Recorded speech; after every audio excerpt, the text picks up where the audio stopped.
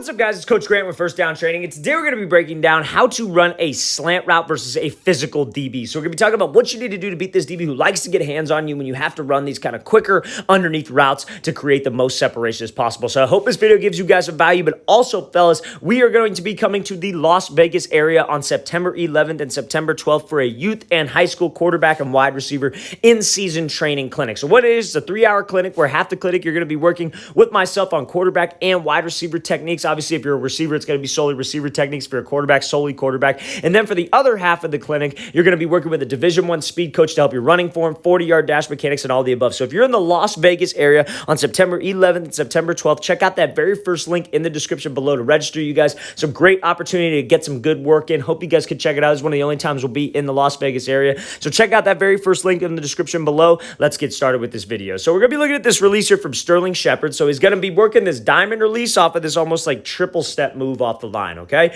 So now, when you guys got a physical dude, you got to have a plan for your feet and you got to have a plan for your hands, right? That's what a lot of people forget about. A lot of people forget that, okay, the feet, in my opinion, are more important than the hands because I think the feet will set up your hands. If you can move this DB off the line, get him to move off this platform, that can set up what you're going to be doing when you swat his hands by, right? So when we come off of here, you see how this Sterling Shepard gives this kind of 1, 2, 3. He gives these like this 3-step move. Pretty much just honestly does a great job of selling with his upper half, being violent with his feet to keep that DB guessing. Now, this is the spot that I want to talk about. When you guys actually threaten a DB vertical, you are more likely to get him to commit his hips and run with you, right? So many receivers, what they'll do is like, this is a diamond release, right? So what's a diamond release? It's where you take 3 steps on a 45-degree angle to force this DB to bite on the fade. Now, a lot of guys, they'll take a diamond release is they'll take 3 choppy steps. They'll go 1, 2, 3.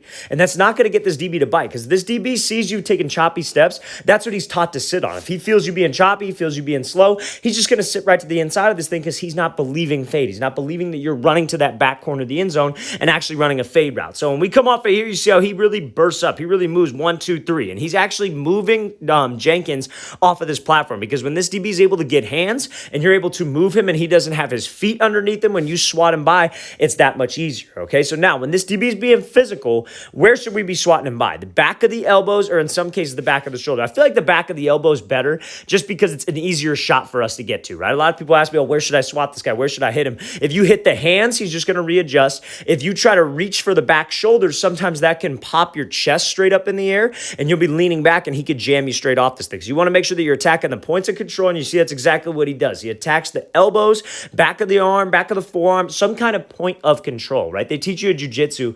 Took a jiu-jitsu class once, and this is the only thing that I really gained from it that could translate to football is that you, like they talk about wrist control, right? Like you want to hold his points of control, right? And so that wrist, that forearm, the back of the elbow, that's how we got to treat it off the line. It's all combat. It's all hand combat. So that's that point of control that we want to be able to hit. So we got to understand when we got a physical guy who overcommits, I got to make him pay for overcommitting. I got to make sure that as soon as I get separation, I keep that separation. That's exactly what Sterling Shepard does. He pumps those arms. He accelerates out of that break fast because, fellas, it is all about winning a race to the ball, especially when you're on the goal line and things are tight. We don't have a lot of space. We got to make sure that we make the most of the separation that I get and make the most of the opportunity I get to make a play downfield. Let's watch the thing again, full speed one more time. Great job by Shepard here, setting him up with his triple step, working him off the platform on the diamond release, then obviously accelerating out to make this play. All right, guys, we want to thank you for watching. I really appreciate it. If you guys have any questions at all, don't hesitate to leave those in the comments below. I'll get back to you as soon as I possibly can. I always appreciate the feedback. And again, fellas, we're going to be coming to the Las Vegas area quarterback and wide receivers